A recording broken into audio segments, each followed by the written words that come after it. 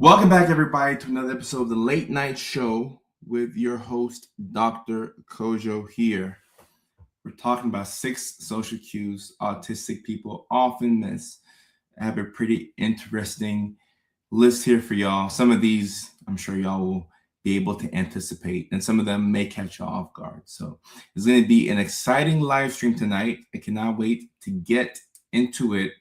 As we start this live stream up, go ahead and let me know where you are checking in from and your name if it does not already show.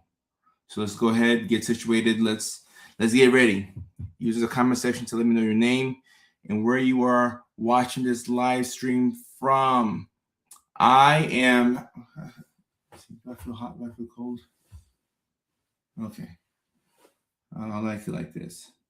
Nah, let me go put the AC on.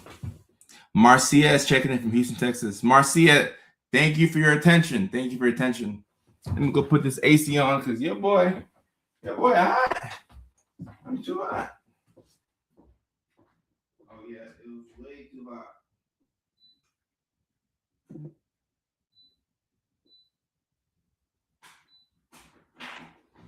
was way too hot. Way too hot. Thank you. It's too hot. I have to step outside. We have Rachel on YouTube checking in from East Texas. Rachel, thank you for your attention tonight. We have Samuel checking in from Edmonton, Canada. Marcia from Houston, Texas. Speaking of Houston, shout out to the great city of Houston. We kicked off our tour 2 months ago. Our Comedy World Tour kicked off 2 months ago, and we started off in Houston, Texas. What a city, what a town. We had 2 amazing shows in Houston, and then we had 2 amazing shows in Nashville, Tennessee, which is my hometown. So for those of y'all who don't know, the big Neurodivergent Comedy World Tour is underway, and we are up and we're running. So I'm in the middle of a comedy tour right now, which is one of the biggest reasons why with my psychiatry company, we've put a hold on accepting new patients because your boy doesn't want to burn out like he did last year. So we're taking it easy. We're taking our time. But the Comedy World Tour is underway. The next stop on our tour is New York City, which is this Thursday. New York City is the next stop on our tour this Thursday at 7:30 p.m. East Coast time. So I hope to see some of y'all in New York City, and I hope to see some of y'all in Chicago. The very following week, June 18th, will be in Chicago, Illinois. The first show was getting close to being sold out, so we added the second show. So I would love to see those y'all who are in Chicago. I would love to see y'all there in Chicago, June 18th at the Comedy Bar. Greg checking in from Noonan, Georgia. Okay, what's up, Greg?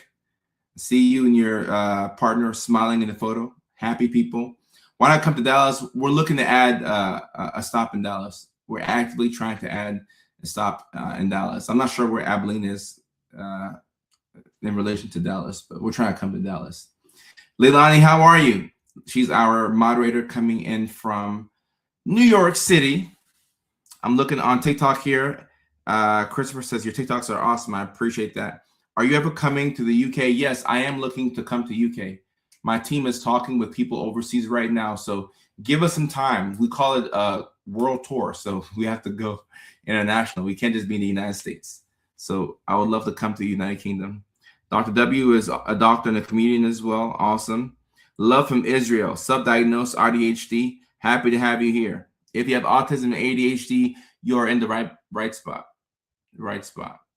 And Leilani, today has been an interesting day. I'm sorry to hear that it's been a heavy day for you, but it's been kind of a somber day. Like for me personally, my mood was a little low in the beginning of the day, and then halfway through, I caught like a second wind, and I was like, yes, this feels like me. But it took a while for me to get going.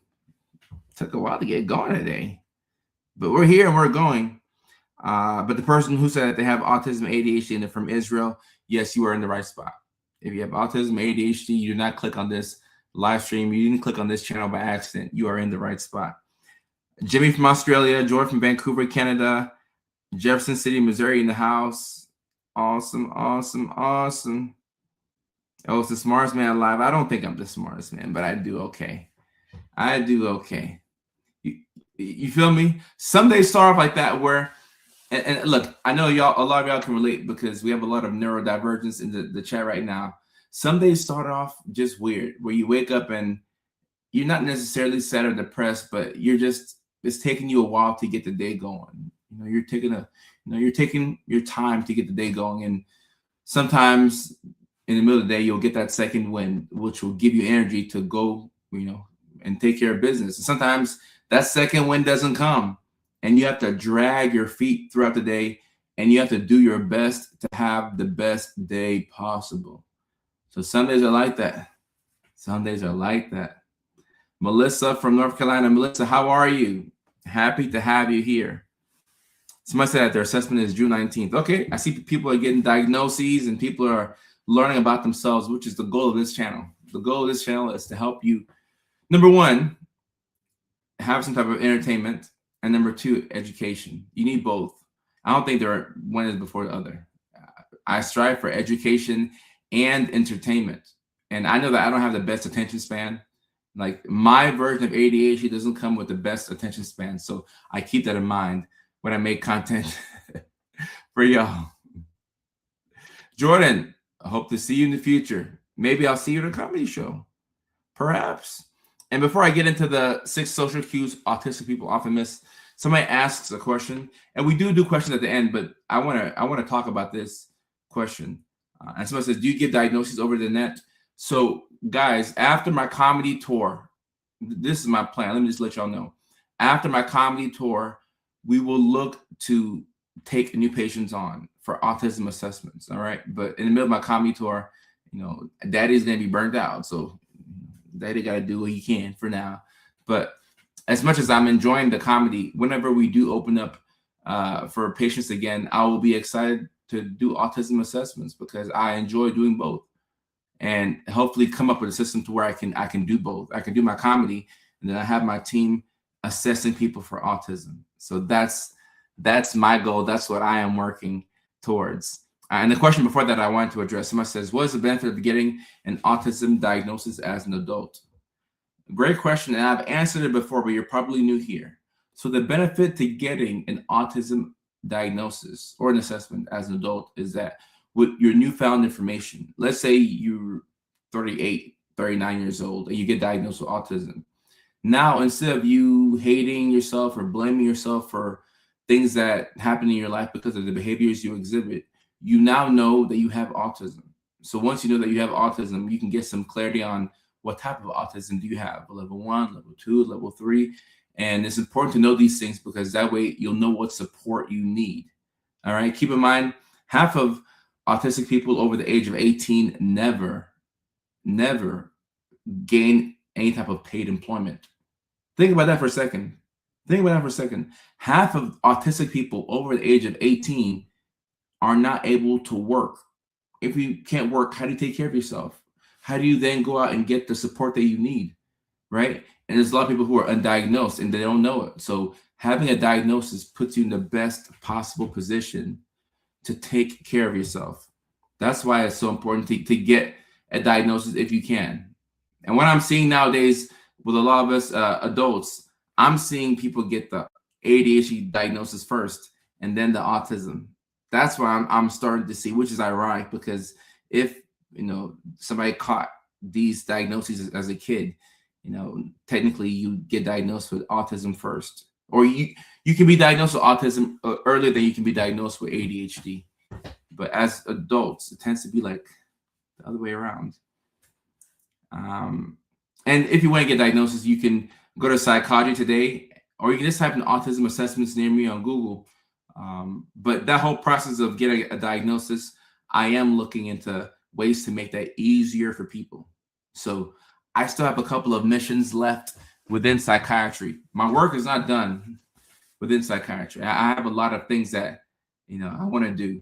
So my work is not done within psychiatry, and within entertainment, there's so much that I want to do as well. So y'all enable me to do these things, and that's why I appreciate y'all, all the support that I've gotten the past couple of years. It means so much to me.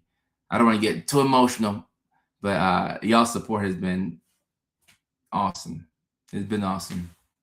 And Chase, you can send an email to my assistant. He reads the 300-400 emails we get a day. I'm not sure if I can read it, but check in with him, and if something captures his attention or his mind, he'll say, "Hey, Kojo, check this out, check this out, check this out."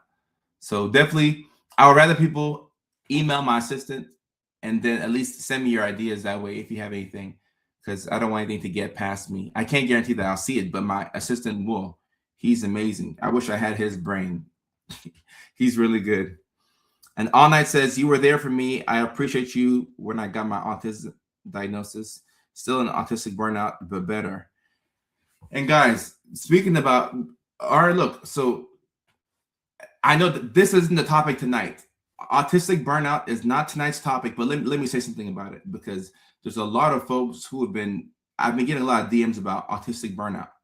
And I just dropped a course in my neurodivergent lab. We have a school community, a paid community, where a bunch of neurodivergents will congregate, and I drop courses and videos and things like that in that community. And the course I just dropped was on autistic burnout. And without getting into the nitty gritty of that course, I'll summarize it here. If you are an autistic burnout, it's important to first identify what you can do to help yourself out, even if it's a couple of small things. Do the best that you can and stop judging yourself based off of pre-burnout you. So before you were in burnout, you could do more. Now that you're burnt out, you can't do,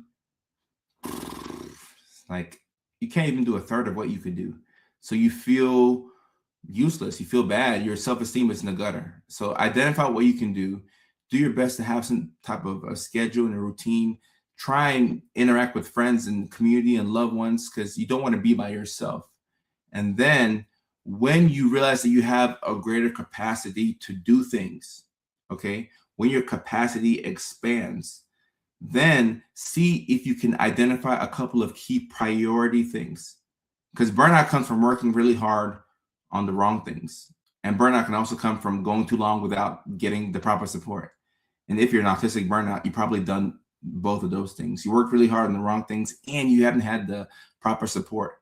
So we have to take it back to, square zero, make it as simple as possible. And Dr. Lindsay, this course is on the school community called the Neurodivergent Lab.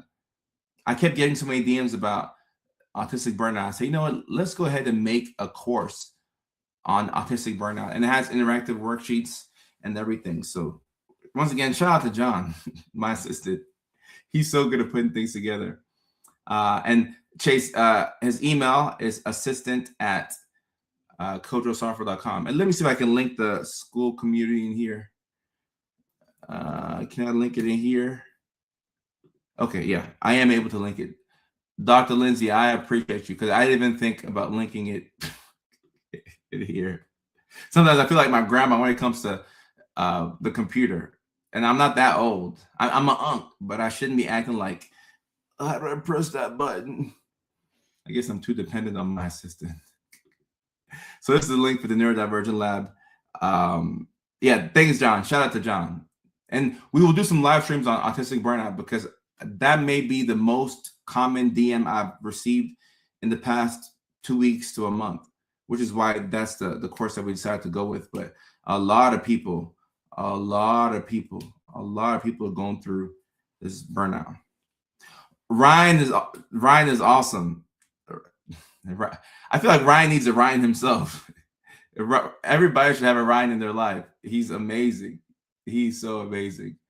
I appreciate Ryan. I appreciate him.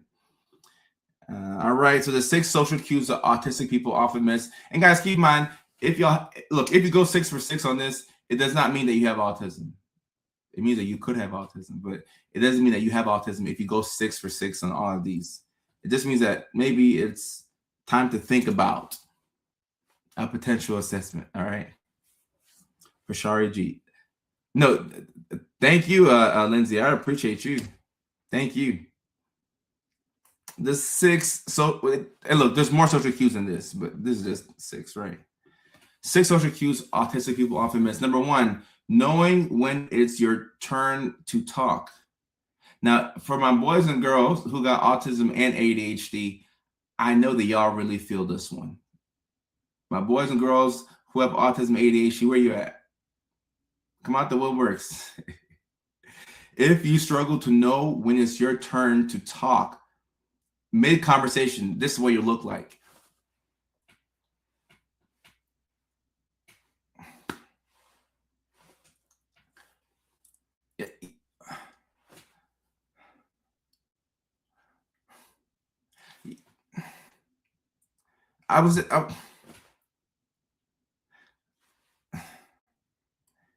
Never mind.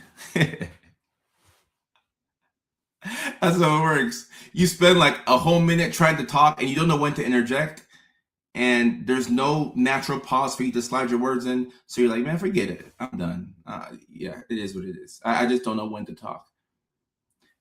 Other people, interestingly enough, will just jump into a conversation and like don't know when it's their turn to talk, and they'll just kind of like weave in, weave out, pay attention, zone in, zone out.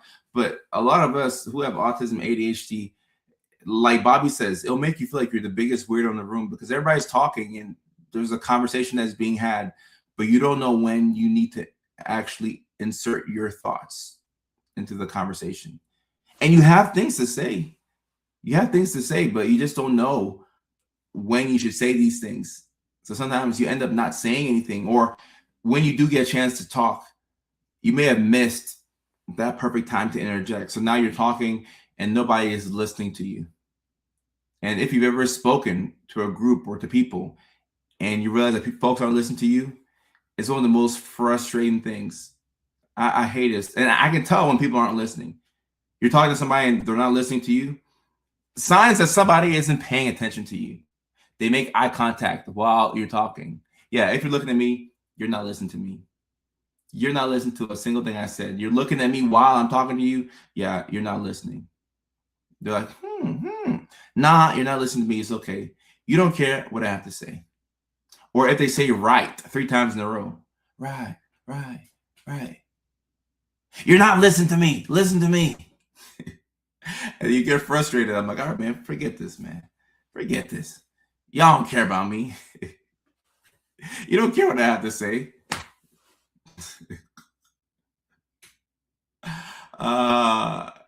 Sometimes they won't know that you know that they're not listening, but we know.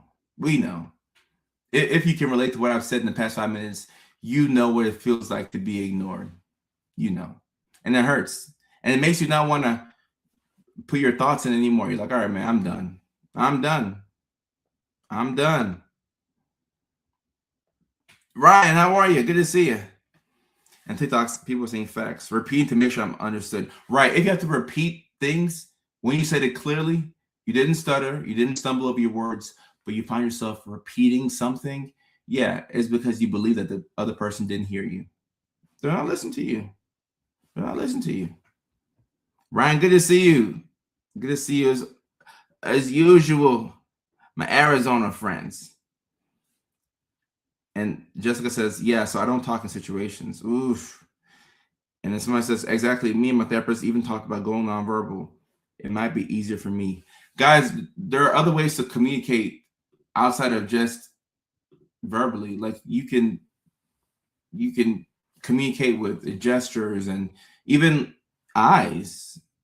You know, like in somebody's eyes, you can see pain in people's eyes. You can see frustration in someone's eyes. You can see romantic interest in someone's eyes.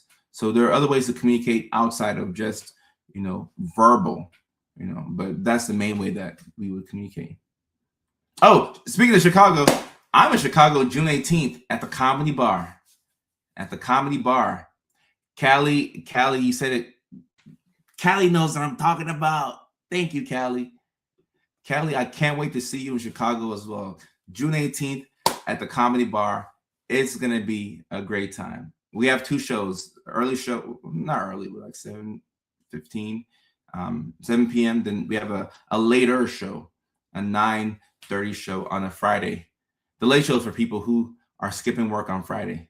If you're skipping work on Friday, come on out to the late show. So I'm looking forward to seeing y'all in Chicago. We have two shows in Chicago, one show in New York City. So 2 in Chicago, 1 in New York City.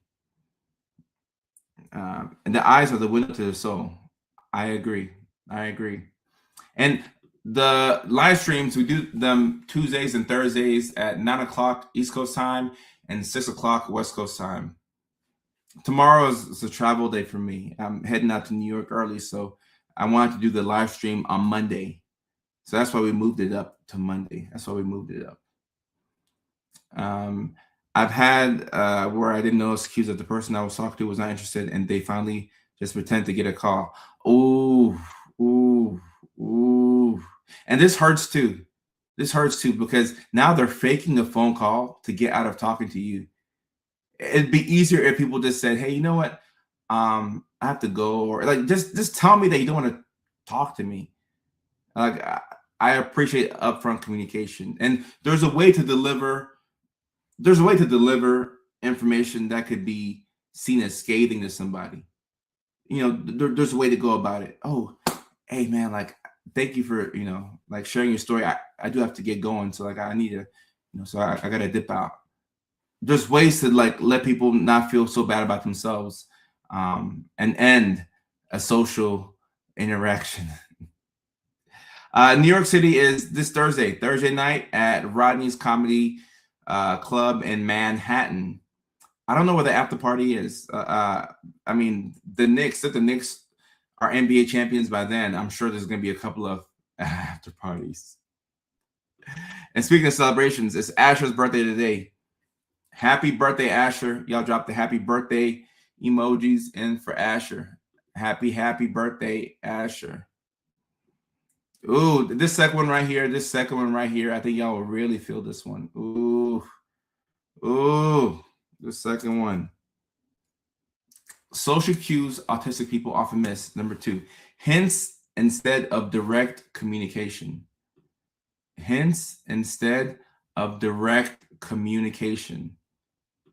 All right. You're hanging out at somebody's house. Y'all are having a great time. You haven't had this much fun in what seems like ages, but you're having the most fun that you've had in a long time.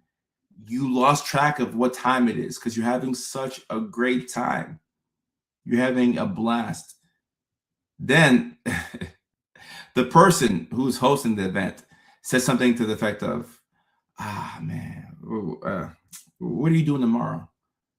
And you're like, oh, tomorrow I'm going to go to the coffee shop, and I'm going to work out, and I'm going to get some emails sent. They're asking you what you're going to do tomorrow because that's their way of saying, hey, I want to go to bed. People don't say, hey, like I'm tired, like, hey, like let's wrap this up and like, hey, we'll hang out again. People don't say that. People say, man, what are you about to get into? Like, man, shoot, what are you doing tomorrow? That's crazy. Oh, you going to the gym tomorrow? That's crazy. Oh man, yeah, okay, shoot. All right, man, that's what's up. And now you're just sitting there. They're looking at you. You're looking at them. Like, okay, all right, cool. So tomorrow you're hanging out. You're sending emails. Cool. The whole time the person wants to go to bed, but you genuinely don't know that this is their way of saying, hey, I'm tired. So now instead of you, getting your keys, getting everything, getting your wallet and preparing to leave, instead of you preparing to leave, you're actually telling them what you're going to do tomorrow. Oh, man, tomorrow I got a long day. Oh, man. And that reminds me, I got a story about, and they just keep going on and on and on and on and on and on and on. Why won't they just tell you that? They would just tell me that you want to go to bed. Because if you let me know that, then I'm like, oh, shoot, cool. All right, like I'm finna head out of here. Hey, man, I had a great time hanging out with you. Next time you're free, let's hang out. But don't make it seem like, you're trapped and you can't get out of this situation. Don't make it seem like that. I see an empanada comment. I love empanadas. It threw me off. I love empanadas though. Angie says, I'm terrible at hints. I once thought someone was hinting at something when they weren't, and it ended in embarrassment on my part. Right. So for the people who are watching right now who are autistic and the people in your life don't understand you, send this live stream to them right now. Send this live stream to them right now, or maybe we'll clip this part out so that they can see it. But hints do not work well for those of us with autism and ADHD. Hints, no, because hints is more mental work. Just say what you wanted to say. Because sometimes if you think somebody's hinting at something, then you'll think that, oh, this is what they were trying to say when they never said that. And that can lead to a lot of embarrassment. Because now you have jumped to conclusions because you're assuming that they're hinting like people always do. But they weren't hinting. And now it's like, oh my goodness, I made a fool of myself. Dang it, my bad. So if people were just more direct with their communication, it'd be better. Dev says, I love lives like this. I work with special needs kiddos. Hey, and we can learn a lot from the special needs kids. The way things are made to be so simple. If things are simple for all of us, how would we ever fail? What is it with growing up that we feel this need to be so complicated? Just tell me what you want to say, and I'll be okay. Just tell me what you want to say, and I'll be okay. Like, I'm a big boy. I can handle it. I never know when someone is hinting or just talking. Right. And look, Angie, if this is how you feel every time you step outside of the house, you're going to want to avoid social situations, because if you read a situation wrong, you can have so much embarrassment. And the embarrassment that you have from a failed social situation can live with you for years, because you don't want that same pain again, that pain of, I said something weird and everybody knew it, but I didn't know that what I said was weird until 5 minutes went by and I looked at people's faces and I could tell that they were uncomfortable. And then I realized that it was me who made the room uncomfortable because of what I said. Yeah, it can replay in your head for forever. Someone says, bring your show to Atlanta. I would love to bring the tour to Atlanta. We did Atlanta 2 years ago, and I would love to come back. When you know something useful and know a lot about it, and the person's interested, and they notice that they've lost attention, and you're still talking, and you don't know how to stop. Yeah, sometimes when it's like this, the moment I realize they're not listening to me, I find a nice segue. I'm like, oh man, today's really cool day, you know. Anyway, I'm about to head out real quick, man. But I had a good time hanging out with you. The moment I realize that you're not listening to me, I'm gone. I'm gone. Because you're not listening to me. You're making me feel like I'm dumb. So I'm not gonna make you feel dumb for me realizing that. But I'm gonna be like, all right, bro. Hey, man. All right, cool. Thank you so much. I'm gone. How do you know if someone's inviting you or telling you they're going somewhere? Irina, you know, if I'm being honest, sometimes I don't know. I don't know the answer to this. I do not know. I struggle to read social situations as well. This seems like a simple question. You can ask me questions about medications and psychopharmacology and some in-depth stuff, and I would know. But this question right here, I don't know the answer to this question. I don't. Because sometimes people will tell me about something that's happening. They'll say, oh, bro, yo, there's this party on Friday. My friends are having this party on Friday. It's going to be on this side of town. It's going to be a fun party. Are you telling me about the party because you want me to come? Or are you telling me about the party because it's just happening? Because if I'm not invited directly, I'm not going to show up. I don't show up to places where I'm not invited. Like, if I'm not invited, then I assume that they didn't want me there.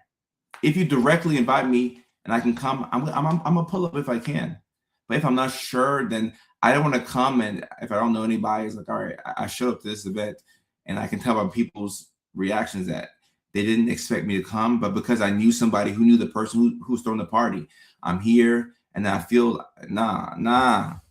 If I'm gonna feel weird, I can just feel weird at home. I'm not gonna step outside the house and get all prepared. Nah. Nah. Hope to see you in New York. And look, if you freeze, it's okay. It's okay. Like, it's okay to be weird social. Like, it's okay. And look, sometimes I put pressure on myself to be smooth socially. I may stumble over my words. During my Nashville show, I had to get multiple Diet Cokes because my Adderall makes my mouth dry. So I mean, I'll just let people know, hey, like my mouth is dry if I trip over my words because I actually took my medication today. So let me get this Diet Coke. Let me slurp it up so my mouth is not dry. So, there's nothing wrong with being. Do you know what's weirder than being weird? What's being weird is having a real human moment where you're awkward or you freeze up, just having a human moment and then trying to cover that up. That's, and look, I've done that, many times, so I'm hypocritical, but nothing wrong with being, weird or socially awkward and just sitting, just sit there in the moment. It's like, all right, I said the wrong thing. And then we can laugh about it, right? Then we can laugh about it. Oh, Sylvia, we'll get some water here shortly. I probably should go get some water shortly, but I'll keep going for now. I want you to invite me and be direct, but I'm probably not coming. I'm the same way. I want the invite. I want the opportunity to kindly decline the invite. But if there's no direct invite, I'm not going. I'll just ask if they're telling me or saying I'm invited. And look, no, Jesse, I can tell you that this is what you should do. This is what you should do. If somebody is telling you about a party and they're telling you about how amazing it's going to be, it's best to ask them, say, hey, are you telling me about this block party because I'm invited? Or are you just telling me about this because it's a cool, interesting fact, something that's happening? Sometimes we have to be the initiators of direct communication and say, hey, like, do you, like, y'all want me here or not? Let me know. I told you my social cues. I ended up feeling left out, even though I was invited in a roundabout way. It's too late to figure out. Right. But look, roundabout invitations, I mean, in my head, the way I see things, if you really want me to pull up somewhere, you would say, hey, Kojo, man, this is happening on Saturday. We need you there, man. We need you there. Like, put some enthusiasm in it. Like, let me know that I'm wanted, Put some enthusiasm behind it. My dad's never direct. He just expects me to understand that I know what he means. Like when he asked me if I want to take the garbage out. This just gave me a skit idea. This is a perfect example of people not understanding the importance of direct communication. Do you want to take the garbage out? No. He was asking you to do it. And this is why autism education is so important, because these are the small things that make a big difference. Communication. Look, Leilani, the reason why this live stream will not go on too long is because the Knicks and the Spurs are playing. So I'm checking it out here. Woo, what a game. I'm getting anxiety just getting the updates. Spurs up by 5. Woo, man. But look, I hope you enjoyed this game, because New York City has not had the finals there for almost 30 years. So please enjoy the game. Please enjoy it. Normies also speak differently from us because they understand. And I agree with this. I feel like a lot of normies don't understand. So it's not that they're trying to be difficult. They just don't understand autism. They don't understand ADHD. Oh, yeah. I did read that President Trump was coming to Game 3 of the NBA Finals. So there's going to be more security, given just the people trying to attack the president. And oh, yeah. Whew. So the anxiety in New York City right now is sky high. Whew. Go Knicks, but also go Spurs, because I want it to be a good series. I don't want it to end so quickly. I know you want the Knicks to win, but I don't want it to end so quickly. I want somewhat of a series. All right. Social cues autistic people often miss. We kind of alluded to this one right here.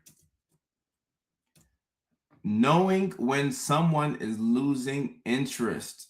Guys, this is one of the more embarrassing social cues to miss. This is one of the more embarrassing social cues to miss. Knowing when someone is losing interest. Now, this is twofold. All right. This is in person, right? So if you're talking to somebody and they're looking at you like this, and they keep saying, right. You're not listening to me. You don't care about what I have to say. You're not listening to me.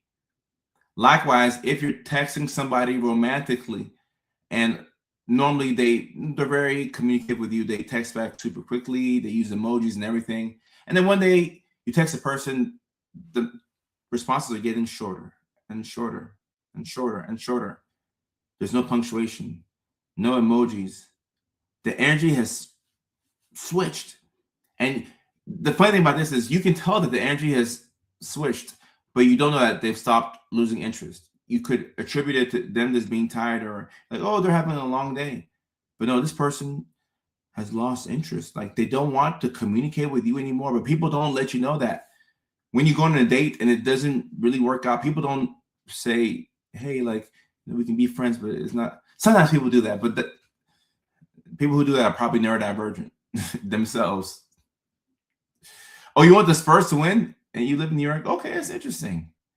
That's interesting. Okay. And Angie says, this one's hard. I talk about very topics not info dump. I never know if people are genuinely interested. So, Angie, if I'm being real, I would assume that the majority of folks probably aren't that interested if it's a super niche topic. But every now and then, if you get somebody who has some type of knowledge about what you're talking about, you can meet some people that are very interested in what you're saying. If you're not perfect, so no one takes back. Friendship has always been so fragile. Yeah, maintaining friends when you're on the spectrum is sometimes it feels like a chore. It feels like a chore. Christine says I info dump as well.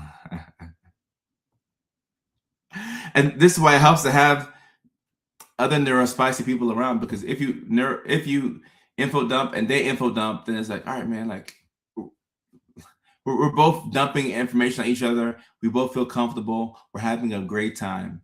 So this is why when you're around your friends who are more than likely neurodivergent, if y'all click really well, there's a good chance that they're neurodivergent. A really good chance that they are. This is why when you talk to them, you don't struggle as much. When you talk to people who you don't know, you're like, okay, where do I stand with these folks? Like, what's going on? Brunson's a great. Knicks is by birth, Spurs by choice. And you have to go to the airport tomorrow. Oh, Leilani, there's a lot of overstimulation all at once. Last time I was at JFK Airport, one of the guys at TSA let me skip the whole line. I'm not sure if he's a fan of the content or whatever the case may be, but he let me skip the line and I needed it. I was gonna miss my flight back to California. So shout out to the people at JFK Airport. Shout out to them. Angie says, I have a group of people, 3 people who are all neurospicy. They accept me. Right. See, this is what is needed. You need more people who are like you. I'm not saying that you can't have friends who are normies, right? What a funny word, normies. But you want somebody that you can talk to so that way you don't feel like you're an alien. You don't feel like you're weird. Because we all have our own idiosyncrasies and there are peculiar things about each one of us. But when you feel like you're the only person that's like super weird, it makes you feel very isolated. There's a little bird outside. Neurodivergence attract the neurodivergence. I agree with that. I've had people walk away while I'm talking. I feel so embarrassed. Heck no. Heck no. This ain't a friend. Heck no. I'm autistic and I have a friend who is constantly wants to call and I don't want to. How should I tell them? Oh, so Jesse, probably great question, by the way. I would start off by telling your friend how much you appreciate him and the friendship. And I'll probably say, hey, I appreciate you so much. Like, like you're a cool friend. I appreciate you And I just want to bring something up to you because I care about our friendship. And you call a lot, and I'll be at work. Sometimes it's hard to keep up with you, but it's not because I don't like hearing from you. But sometimes you reach out to me a lot, and I'm trying to navigate a lot of things throughout the day. So maybe on the weekends we can catch up, or maybe I'll hit you up and I'll call you. But when you call me so many times, it kind of throws me, out of my rhythm, off my focus. So just kindly let them know that sometimes the calls are a little bit too much. Just kindly let them know. Are you single? Asking for a friend? I mean, I got a couple wives. I don't know if that counts. Just a couple.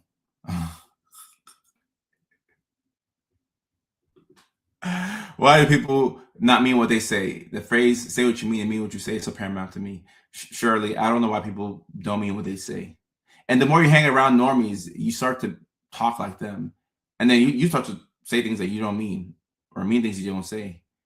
So it's confusing. Just as confusing as me and my marital status, right?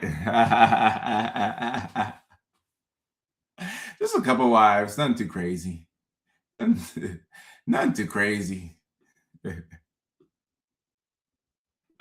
Oh man. Taking things literally. That's the fourth one right here. The fourth cue autistic people often miss. Taking things literally. Every now and then you'll be hanging out with a couple of friends, or let's say you make a new friend, right? And you hear this phrase. This is a phrase that is thrown around at least 50 million times a day. And right now, as we speak, somebody is saying this phrase to somebody else and they don't mean it. We should hang out sometime soon. Right now, somebody in the world, I don't know if they're in New York, I don't know if they're in Chicago, I don't know if they're in Nashville, I don't know if they're in Abilene, Texas, I don't know if they're in San Diego, I don't know if they're in London, I don't know if they're in Sydney, Australia, but somewhere right now in the world, there's a person who just told somebody else, we should hang out sometime soon. And they have no intentions of hanging out with that person. People are being tricked every single day. Oh, we should hang out. We should hang out. We should hang out sometime soon. Yeah, let's hang out sometime soon. And then you will reach out to this person a couple days later and say, hey, man, I'm free on Sunday after 2:00. What are you doing? And this person is going to be disturbed by the fact that you reach out to them. What do you like? Why do you reach out to me? I mean, we just met once. Like, why are you trying to hang out with me and take my time? Like, and then you're like, you said we should hang out sometime soon. And the person's like, I didn't mean that. I didn't. It's just something you say that sounds nice. It just sounds nice leaving your mouth. Oh, we should hang out sometime soon. Yeah. You're like, hold up. I thought that you wanted to hang out with me. Makes no sense. I thought you wanted to hang out with me. This is PJ. I saw you in Nashville. Didn't realize I purchased. PJ, you should have came up. You should have said this. That would have been funny, PJ. We should hang out sometime soon. And look, Angie, I'm going to be upfront here. I have also used this phrase to people without expecting to see them again, because I've been hanging around. I'm not deflecting and I'm not dodging accountability, but I'm saying that I hang out with a lot of normies and I mask very well. Some of us are high masking. And when you spend time around normies and you mask really well, you will start to take on their attributes. So I have taken on some of their attributes, and I will say things like, "Oh, we should hang out sometime soon." And I don't, not that I'm opposed to it, but like I have no plan at all to hang out. Like I'm super busy, but I'm like, yeah,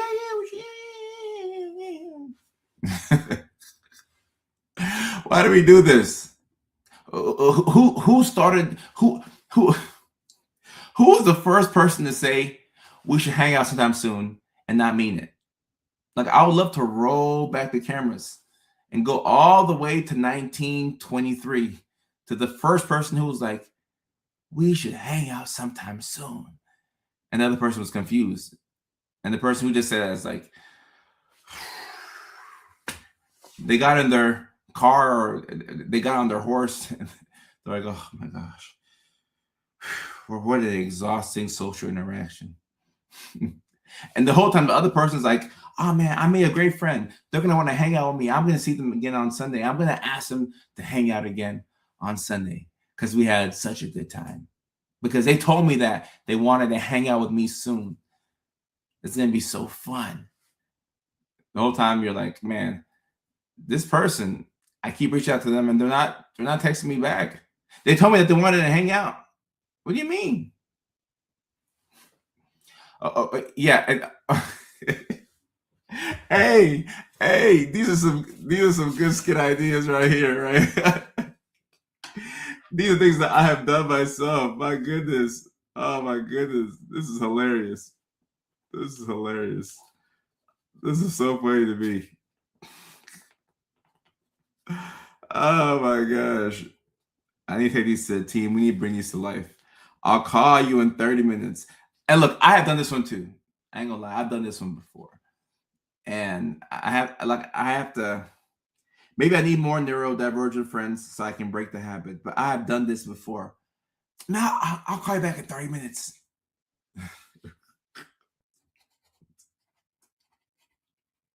And look, if you don't know that the person is just talking to talk, then you'll be by the phone. You'll be like, they're gonna call me back in 30 minutes. It's been 32 minutes and they haven't called me yet. It's been 40 minutes. It's been 45 minutes. They said they were gonna call me in 30 minutes. Let me just call them. And then you call the person and you're talking to them and they're like, what do you want? You say you were gonna call me in 30 minutes. Oh, I didn't mean it. I didn't mean it. I got busy.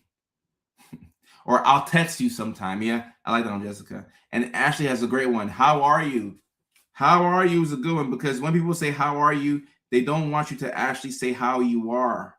Okay? The only person who says how are you and means it is your therapist.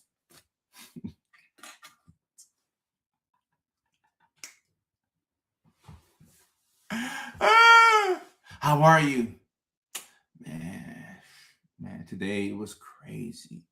I got a flat tire. My dog pooped on my bed. I got a call from my ex-girlfriend that threw me off emotionally. And then the gas is so expensive. And then I went to work and they put me on a performance improvement plan.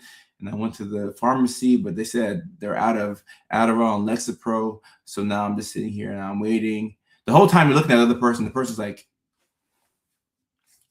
oh my goodness, I just wanted you to say fine and keep it moving. But you actually decide to tell them how you were.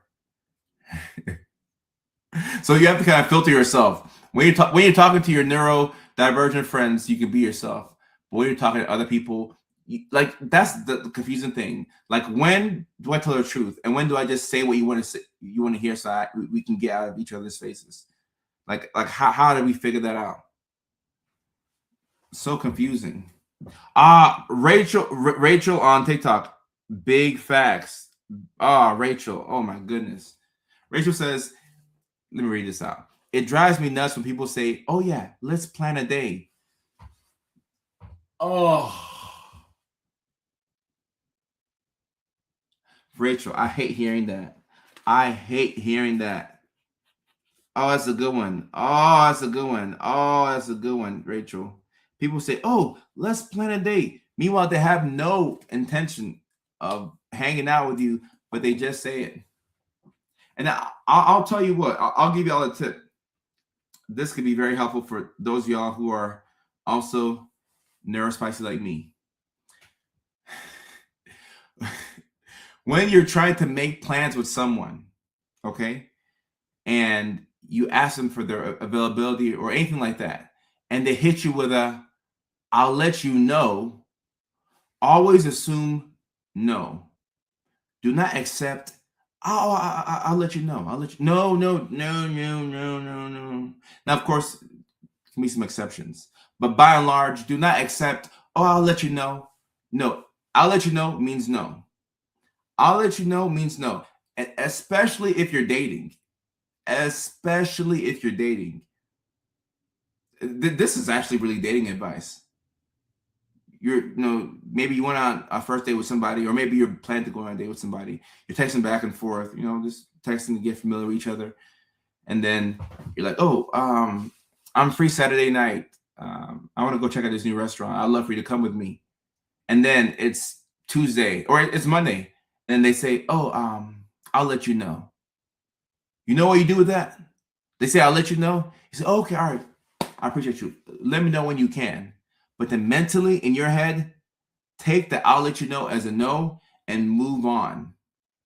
I'll let you know means that they don't have interest in you at that time. Maybe it could change. I don't know. But I'll let you know means that if they had better plans, they would rather do that. This is reading in between the lines. I'll let you know means that, yeah, I'll hang out with you if my first 3 plans fall through and you're my backup plan. This is the quiet part out loud. So never accept I'll let you know. If you follow me, don't let me down by accepting I'll let you know. No, I'll let you know. Like, and you don't tell the other person. Just say, oh, let me know when you can. It's all good. We're not going to act salty about it.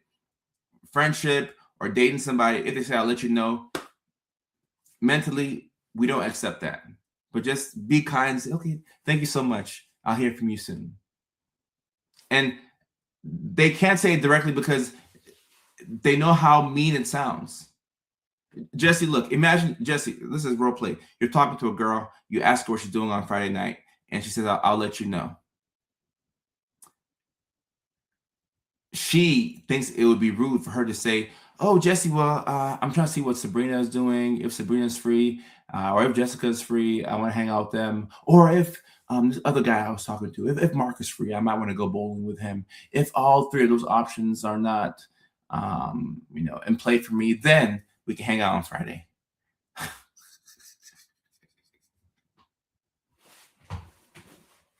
You just don't want to hang out, and that's okay. And that's okay. That's okay. Someone asked me how I was feeling. I said, I'm nauseous and cramping. They looked at me in shock. Oh, yeah. But look, they asked you how you were feeling. So you can't be upset when the truth comes out. Yeah, I'll let you know as an afterthought. I'll let you know as an afterthought. And look, once again, there's no need to be, you don't have to be salty about it. Like, people have priorities, and it's all good. Like, whatever they want to do is fine. But once somebody says, I'll let you know. See, and maybe we need to have like a neurodivergent class that's taught in college. I would love to be Professor Sarfo again and teach this class. I round up all my neurodivergence and say, all right, guys, when people say I'll let you know, it means that they are waiting to see if their better plans follow through.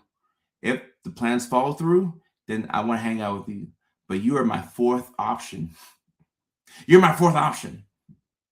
Maybe 5th or 6th. If all my other plans fall through, I want to hang out with you. That's what I want to do. But if one of my plans is, materializes, I would rather do that than to hang out with you. So you're not a bad person. You're not a boring person. You're just my 6th option. That's all. Just say that. Jenny Marie, yeah, we need to offer this neurodivergent class. I will teach it, guys. I will teach it. How did you learn all the math? Look, I wanted to survive. I wanted to have a job. I wanted to get through school. I wanted girls to like me when I was in school. I wanted to go on dates. I wanted the guys to think that I'm cool. I wanted friends. So I had to learn all this stuff. But it's become so hard to unlearn it. So I'm in the process of unlearning all of this funk, this funk that I put in my brain. All right, guys, the fifth one right here. Fifth one right here that we have to learn is sarcasm. Sarcasm. Now, a lot of us don't catch sarcasm in the moment. All right. And I am somebody who I've really had to struggle to understand what people mean. Because people will be sarcastic with you, and then 10 minutes after the fact, when you're driving home, you're like, hold up. What? I don't think they meant that. Huh. I think they were being sarcastic. I think they're being sarcastic. This is one of the most frustrating parts of being neurodivergent. The sarcasm. How do I know if I'm hearing you, or I'm supposed to interpret what you're saying, how it's being told to me, or if you're just talking in quotes. You know, people talk in quotes, people talk in idioms, and they expect you to understand it. Like, no, like, you know, people say things like, you can't throw stones from a glass house. I'm like, what the heck does that mean? What? And then I'm trying to picture in my head, I'm like, glass house. If I'm inside a glass house, then okay. If I'm in a glass house and I got a couple of stones, why can't I throw the stones? Because I'm gonna go out the front door and I'm gonna throw the stone. But it's like, oh no, if you throw a stone, it's gonna hit the glass. Just say that. Just say that. Just say that. Mama Sketch says, I just realized that a guy hitting on me in the grocery store years ago was serious. Sarcasm. Sometimes we can dish it out all day, but it's hard for us to pick it up. Sarcasm. Sorry. And this right here, oh my goodness. Oh my goodness. Oh my goodness. I hate it when in the friend group there's inside jokes that I don't understand. And then they'll refer to those jokes as they talk over and over, and then I can't laugh because I don't know what they're talking about. And sometimes they'll be sarcastic with it. And I'm like, my goodness, like I want to laugh too. Like I want to enjoy the joke as well. Like why can't I laugh? I want to laugh. I want to have fun. Like help me out. Help me so that way I can know what we're laughing about so I can laugh. Like help me out. And someone says, I can never tell if someone is flirting with me or just being nice. And which that one brings me to the sixth one, which is flirting. I probably could put flirting with sarcasm, but flirting. And guys, I don't know if y'all have been keeping up with how the interpersonal dynamics are between men and women. Now is a very interesting time between men and women, because if you look online, you know, we are controlled by algorithms. So there's a certain side of the internet where you have women who will coach other women on how to extract things from guys, right? And for these women, men are just, you know, financial objects. Like, you use men for this, use him, toss him away, get somebody else. Likewise, on the other side, you got a section of the internet where, you know, guys are being trained to not respect women as whole human beings. Now this is the far extreme on both sides, all right? This is the far extreme, way extreme. So this is not like everybody, but you have extremes on both sides. So you have men and women going at each other. You have the average price of a first date being more than $200. More than $200. For $200 on MLB The Show, I can purchase Shohei Ohtani and Ken Griffey Jr. $200. That's how much a first date costs, apparently. So if this is the dating landscape today, right? It's complicated, it's expensive, we don't know what's going on. I think y'all can see how flirting mishaps could really be awkward. Because look, if somebody's flirting with you, you first have to know that they're flirting. People can flirt with you for days, for weeks, for months, and the whole time you don't get the hint. And what sucks is you could have romantic interest for that person too. But if they're flirting with you and you don't know that they're flirting with you, then you're just thinking that they're being nice. The whole time they want to put you through a mattress. They want to shuck. They want to shuck you. That's what they want to do. They want to put you through a mattress. They want to enjoy the Mickey Ficky. Or with the 1 hour mark, all right, cool. We'll go for 10 more minutes. They want to engage in the Mickey Ficky with you. A guy who is flirting with you doesn't really want to be your friend, if we're being honest. And I mean, I can't speak for women because I'm not a woman, but a guy who's flirting with you, no, he has enough friends. He has enough guys that he plays video games with and goes fishing. No, he wants you romantically. Those are two different things. So if he's flirting with you, he's trying to say, hey, I'm expressing romantic interest in you. But if you can't tell that he's flirting, you think he's just being nice. And then now the moment may have passed. And then now we all both in relationships. And he's like, oh, back when you used to come to the Ralph's, on the corner of Ventura and Vineland, like I was flirting with you. Like I thought you were really cute, but you never say anything back. And there's nothing worse than flirting more with somebody, but then they're not like receiving it, but you can't tell. So sometimes you can be overbearing if the person doesn't understand that you're flirting. Likewise, another problem you can have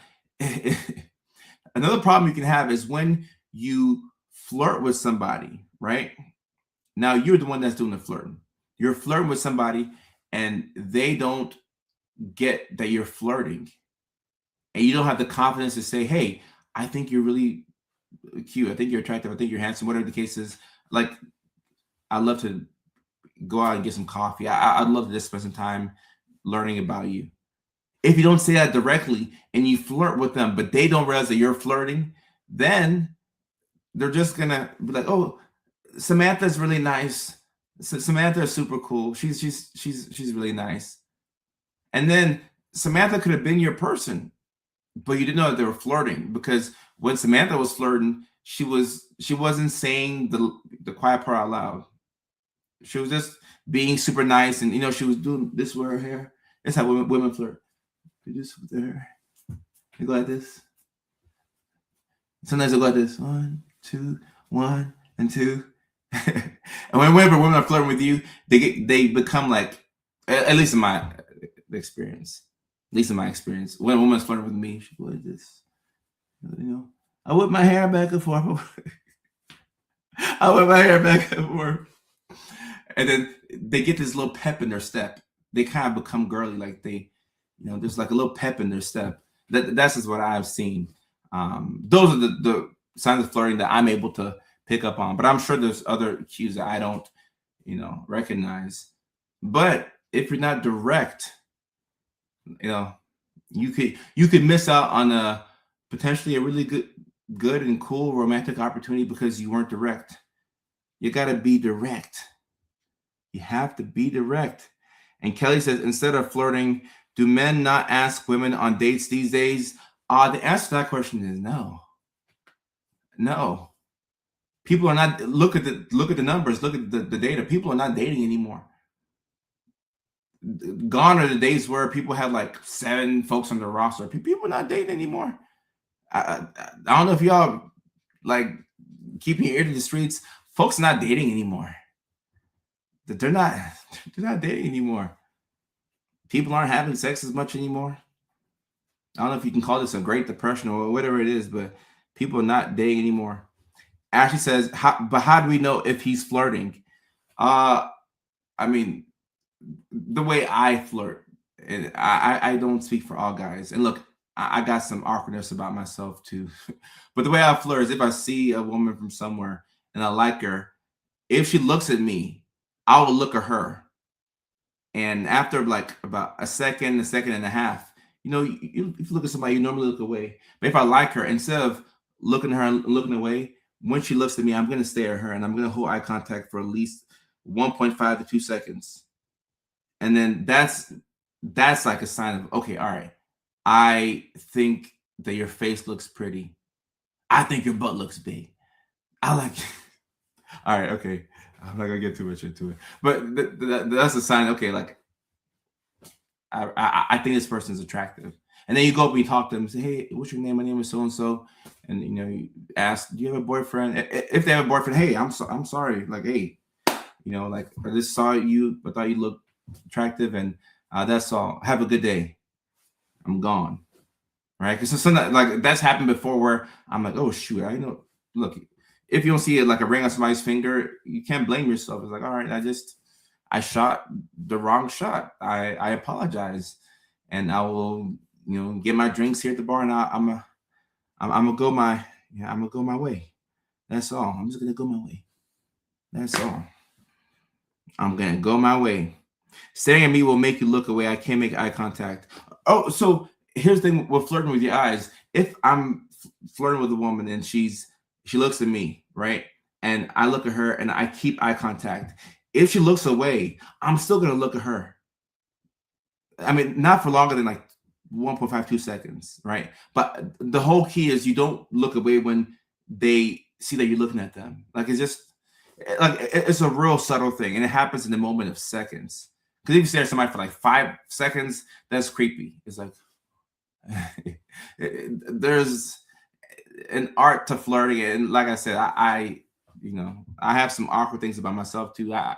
Maybe that's not the best way to flirt. Maybe it isn't the best way to flirt. Rachel says teasing can be flirting, or it's how me and my hubby do it. Well, Rachel, look, Rachel on TikTok, you're married, so it's a little different. Married folks should still flirt, okay? But it's a little different because when you're flirting out in the wild, it's a whole different ball game. And someone says it might be people aren't dating, especially because people don't have money anymore. Well, $200 for a first date is ridiculous, guys. $200 for a first date? That's ridiculous. Like I said, I could purchase the Shohei Ohtani card on MLB The Show. I can give me a Ken Griffey Jr. I could put that $200 to good use. My goodness. Brandy, your daughter was just diagnosed. You were in the right place. Happy to have you here. Look them in the eyes and slow smile like you want to eat dessert. I don't know about all this, but definitely make eye contact. 18 years is a while. Right. If you've been out of the dating market for 18 years, Rachel, then good for you because you're in a good place. And Kakir says, I only attract men 10 plus years older than me, and it's depressing. Maybe change your look. Sometimes, maybe you can switch up your hair or something like that. And Ashley says, they expect me to risk rejection and put myself out there without being sure. Right. What I've seen is that women don't like rejection that much. None of us really like it, but I mean, for a woman to put herself out romantically like a guy does and experience that much rejection, that could be rough. It could be rough. Your daughter, level 2 autism.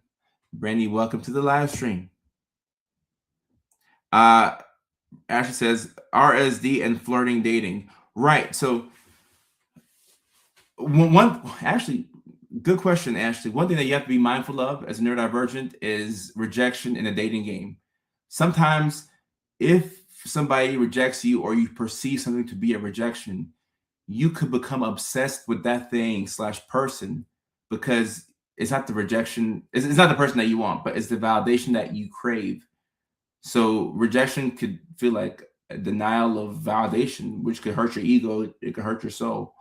So sometimes when we are rejected from something or somebody, we convince ourselves that we want that thing or that person, but we really don't. We just want the validation. We want to feel like we're wanted. Does that make sense? We want to feel like we're wanted. I'm okay with rejection because it's better than becoming stuck in failed relationships. I agree. And he says, best place to meet a mate is the dog park and the laundromat. I like that. What's your thoughts on RDHD dating, BPD, ASPD? So you can have autism, ADHD, and date somebody who has borderline personality disorder. But the key to dating somebody with borderline personality disorder is you have to have a stable sense of self yourself. If you are rooted firmly and deeply in your identity, then the person who you are dating who has borderline personality disorder, they can start to have a healthy relationship with themselves because they're going to mirror you, right? If you date somebody with BPD, good chance they're going to mirror you. They're going to mirror you. Kelly says, I'm old fashioned. I think men should ask women out. Kelly on TikTok, I'm old fashioned as well. And I'm not saying I'm right. I'm not saying I'm right, but I like the chase, I guess. Yeah, I like the chase. Like I like asking a woman out and she could say no and she could say yes. If she says no, it's okay, all right, whatever. I'll go back to the drawing board. But it definitely doesn't mean that women shouldn't ask men out. Like, shoot or shoot. Steph Curry pulls up from half court sometimes and it goes in. So shoot or shoot. Shoot or shoot. But yeah, the rejection sensitivity is a huge thing in the neurodivergent community, and you see it with flirting and dating, and nobody wants to feel like they've been shut down. Dating is expensive. Camping with close friends is a better time, plus vibes. Look, NE, who said that on TikTok? If you ask me if I can have a great first date with a beautiful woman who is like so interesting to talk to, or if I could go camping with close friends, I'm taking the camping with close friends. I still love women, like I do, and I will always. But camping with close friends, with marshmallows, and we're hanging out and we're talking about good times, and I got me a football, and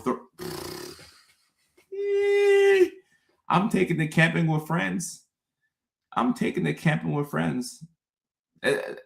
But I don't know why you would compare those two, because I would take camping with friends over most things. There's just nothing better than friendship. It's a very special, special thing. And Ashia, yes, being rejected by somebody and wanting their validation could lead to limerence. If that's what you asked, yes, it can lead to limerence. How can I deal with a breakup from her cheating? Whoever asked that question, you got to move on. You got to move on. It's going to hurt, but you got to move on. Sometimes cheating is just a sign that the relationship is done. Any advice on a girl who cheated? I'm just being honest right now. If she cheated, I want you to ask why you want to stay. Like, why would you want to stay with somebody who cheated? Like, regardless of who cheated, guy or girl, like, do you really want to stay in that situation? Not if you have kids and, all right, I get that. Sometimes it's just harder when there's kids involved and things like that. But if there's no kids and you're not married to somebody and they cheat on you, they did you a favor. Get the heck out of there. Run, Forrest, run. Get out of there. No kids, no ties, no marriage, and they cheated. Get out of there. Get out of there. Ashia says, "Are you single right now?" I'm married but single. Just 2 wives, but they're friendly. They're friendly. Corey says, "I enjoy when the women ask me out because in news days, I don't know how they feel or describe their feelings better." And once again, I said I'm old fashioned. Like, I like to ask women out, but there's nothing wrong with women asking men out. Like, I think we need more of that. Just more people should go for what they want. That's how I feel. Go for what you want. Go for what you want. Go for what you want. My husband cheated for nearly a year and did the worst thing during. Oh my goodness. Sorry to hear that, Monica. Jessica says, single and ready to mingle. I think that cheating is similar to the rejection. You still want the validations. I agree. And this is why it's helpful to know that you're neurodivergent and that you struggle with rejection sensitive dysphoria and that you have these complicated emotions. Because when you can make sense of why you are the way you are, You're easier on yourself. And then you can realize, oh, I want their validation, but I don't actually want them. Got it. This is why the diagnoses are helpful. Or this is why identifying with certain conditions is helpful. Helpful stuff. Helpful stuff. Whew. This has been a really good live stream, guys. This is the final live stream before we prepare for New York City. We're going to be in New York City this Thursday at Rodney's Comedy Club in Manhattan. My goodness, time has flown by. Time has flown by. We're going to be in New York City at Rodney's Comedy Club this Thursday. For tickets, hit the link in the bio. Hit the link in the bio. Rose on TikTok, we're going to have a blast in New York City. There's no better time to be in New York than right now with the NBA Finals and the excitement. There is no better time to be in New York City than right now. It's going to be so good. It's going to be so good. We're going to have a blast this Thursday night at Rodney's Comedy Club. I cannot wait for it. So I'm looking forward to that. It's going to be amazing. Then a week later, just a week later, we're going to be in Chicago, Illinois at the Comedy Bar. At Chicago, Illinois at the Comedy Bar, June 18th. And after that, we don't have another show until end of July in Boston, Massachusetts. So Boston's a very cold place to be, but during the summer, Boston's a really nice place to be. So I'm happy that I'm going to Boston in July. Then we have Springfield, Massachusetts the next day. Then in August, we have dates in Arkansas, Alabama, and Louisiana. Then September, we have Phoenix, Arizona. Then December, we have San Diego, California. So we're having fun here. Summertime Chicago is awesome. Awesome. Someone says 30 years old. My first relationship was with a 19-year-old, but the age gap bothers. Well, a 19-year-old is legal, so may not be a lot that y'all have in common, 30 and 19 years old, but hey, we'll see. Maybe it'll work. Yeah, I am from Ghana. Yazzie Love, I am from Ghana. And H Blaze, I appreciate you for your attention. And yeah, you got to get up and clean. Don't say you need to get up and clean. Say you ought to get up and clean. But if you don't clean, you're not a bad person for cleaning. You could just be like us who has ADHD, and it's a struggle to initiate a task. Guys, this is every single day of my life. It's a struggle to initiate my tasks. Really hard. You have to just get up and do the thing. Whether you trick yourself into doing something, it's hard every single day of my life. I don't think I've been upfront with how hard this stuff hits me. Like, I have days on the weekends where I rot. I do nothing but play video games. And I do nothing. I might go to the gym, walk the dog, play video games for 6-7 hours. I can't do that during the week. So when I get those moments where I can just rot away, I do that. I don't judge myself.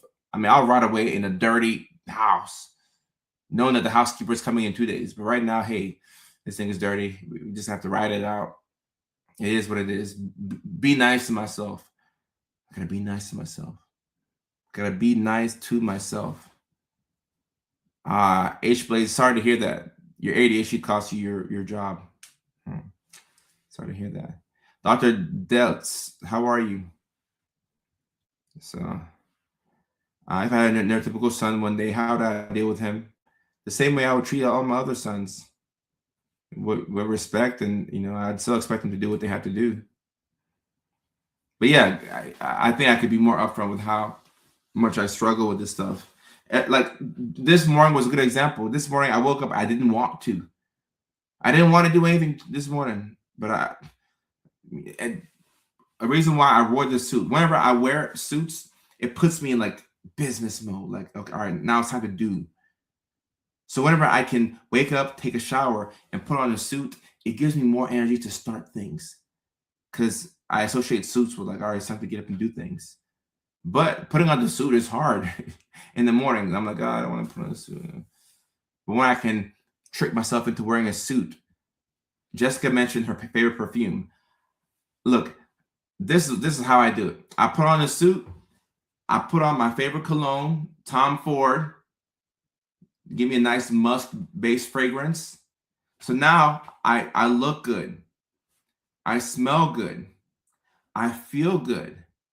And if I were able to go to the gym before I did that,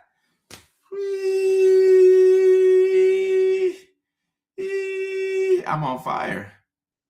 If I was able to go to the gym in the morning and then I take a shower and then I put on the suit and then I put on my favorite cologne, I feel good. I smell myself like I'm like, ooh, you smell so good. Like I start to hug myself. I'm like, ooh, if I was a woman, I would do all these crazy things to myself.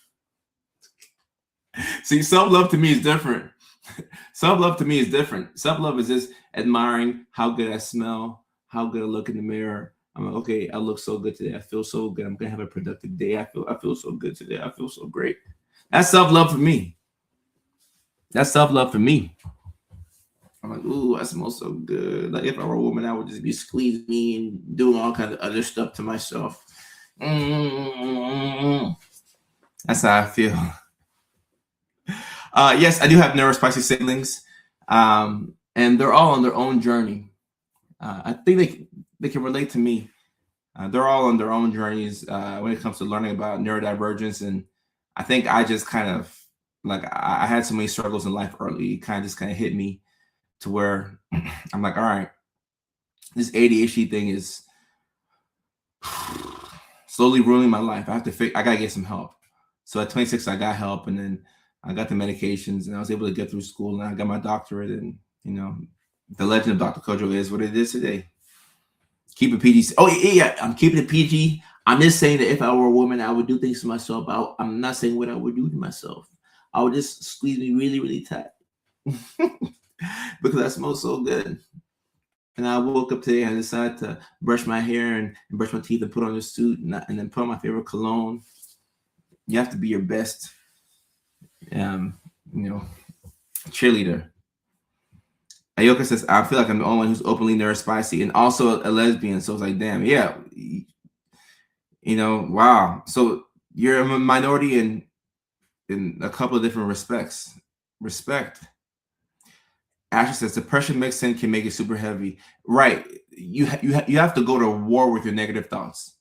You have to be willing to fight your negative thoughts head on. Go to war with your negative thoughts. Don't let them win. Do not let them win. Do not let them win. Do not let them win. I'd say my parents are proud of me. I wish they would say it more, but I would imagine that my parents are proud of me. Self-awareness didn't hit me until 30. Yeah, it takes a while for us to be aware of it, but once you're aware and you start to realize, okay, the brain that I have, I need I got to make a couple of adjustments so I can thrive. Once you figure that out and you start to make some small adjustments, life does get better. It gets better, guys. It gets better. I promise you, it gets better. Gaming could be a great mental exercise. Yeah, I agree. As long as you don't like lock into it all the time. Masking in front of everyone except for my partner, something I want to adjust but struggle to. But right, gotta take it easy on yourselves. You can't mask all at once, but you need a safe space to unmask. You need a safe space, which to bring back my final note, that's what comedy serves as for me. It's my safe space to unmask, and I didn't realize this until maybe 2 years into comedy that it's my safe space to unmask, to really be myself, to strip away everything that I learned how to do by watching other people, and just be myself, fully naked on stage, figuratively. So that's what comedy serves as for me. So for those of y'all who are in New York City, for more information on tickets, it's in the link in the bio. New York City, June 11th, 7:30 p.m. Eastern Time, Rodney's Comedy Club. I cannot wait to see y'all. Thank you for rocking with me. Thank you so much for rocking with me. Thank you so much for rocking with me, New York City. I cannot wait for this show. The very following week, we're going to be in Chicago, Illinois at the Comedy Bar. That is June 18th. And I'm excited for Chicago as well. We got New York, Chicago. Then we have a 6-week break on tour. Then we hit the road and we're back in Boston, Massachusetts. So those are the dates that we have. Like I said, we have a show this Thursday. And I can't wait to see y'all in New York City. And I'll see the rest of y'all in Chicago the very following week, June 18th. So it's going to be exciting. All right, guys. So I got to head out. I got to take care of some things while I watch the NBA Finals game. In the background, the Spurs are up by 3, but they're playing at the Knicks home. So this is going to be a really good game. The finish is going to be very exciting. Very exciting. Wits End in Charleston, South Carolina. I would love to come to South Carolina. We have a show in San Diego in December, but I'll definitely do a hometown show in LA before that. And I'll announce that whenever I do it. So, all right, y'all. I love y'all and I appreciate y'all. We'll be back on the live stream sometime next week because got a lot of traveling going on. So I cannot wait to see some of y'all at the show in New York City. And for the rest of y'all who are in Chicago, I'll see y'all the very following week.